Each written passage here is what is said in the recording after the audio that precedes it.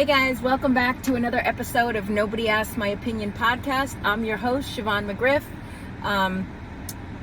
Okay, so what did I want to talk about? This is, I don't have a title. There'll be a title in it, but okay, what am I talking about? I'm talking about today, did Kamala Harris just drop the ball on her campaign?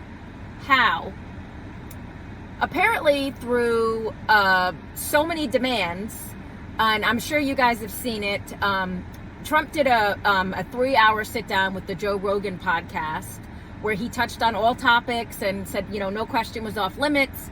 And he came across, as of today, today is October 29th. As of today, it has 38 million views. That is crazy. 38 million views, 38 million people who he spoke directly to. Kamala Harris just fumbled her bag, okay? Through so many demands and so many requests, Joe Rogan just told her to kick rocks for her own interview. First of all, she wanted to do a 1-hour interview. Kamala, what else do you have going on, honey? Because I think you deserve, the American public deserves a little bit more than an hour of your time. We're paying you. Remember, you're an employee of this country. So 1 hour, and then demands about what was going to be asked and everything. Shocker that she's asking for that, right?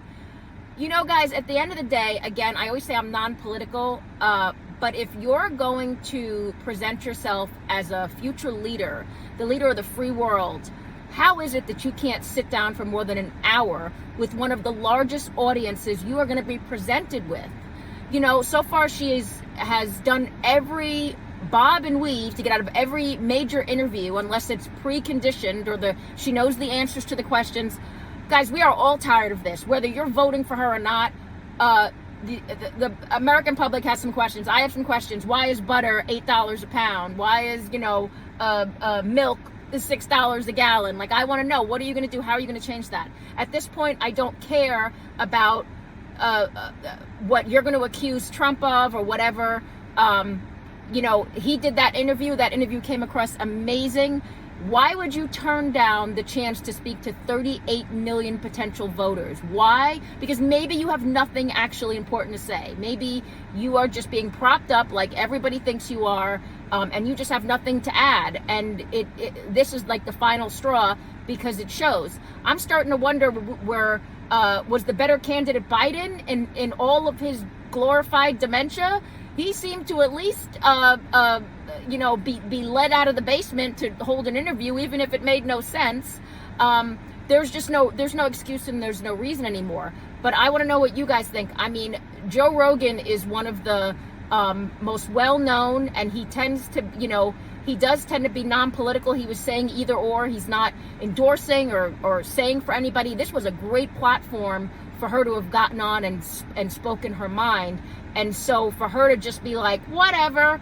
And now they're saying that J.D. Vance is going to be Joe Rogan's next guest. Again, it's like if this were football, this was a major fumble. He just got tackled.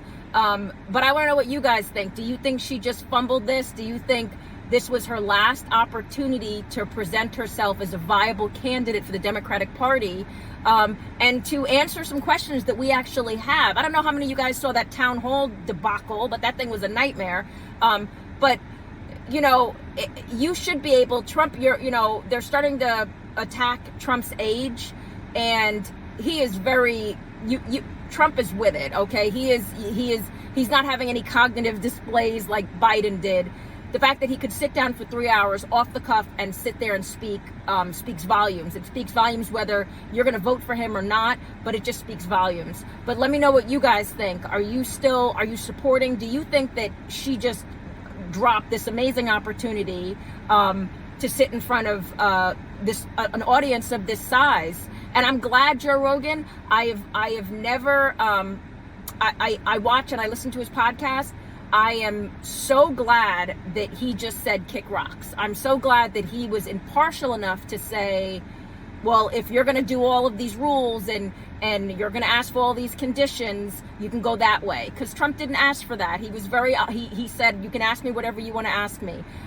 If you're presenting yourself as the future leader of the free world, you should be able to sit down for more than an hour and not get squirrely. But let me know what you guys think. Get down in the comments. Don't forget to hit that like, share, and subscribe button. As always, nobody asked my opinion, but I damn sure I'm going to give it to you anyway. You guys have a good night. Bye-bye.